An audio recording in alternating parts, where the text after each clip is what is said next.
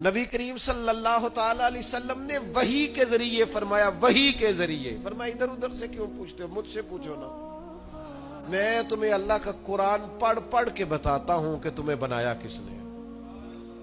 میں تمہیں بتاتا ہوں تمہیں بنانے والا کون ہے، وہ کون ہے جس نے تجھے بنایا ہے۔ هو الذی یصورکم فی الارحام، تو ماں کے پیٹ میں تھا، ایک نطفہ تھا، ایک کریم مالک نے چاہا، پھر اس نے ماں کے پیٹ میں تیری صورت بنائی، یہ تیرے نقش و نگار بنائے، اس نے تیرے چہرے کو تخلیق کیا، پھر تیرے چہرے پر اس نے آنکھیں رکھی، پھر ناک رکھا، پھر ہونٹ رکھے، پھر تجھے بنا کے نہ تو خود ہی فرماتا ہے لَقَدْ خَلَقْنَا الْإِنسَانَ فِي أَحْسَنِ تَقْوِيمٍ، خود بنا کے نہ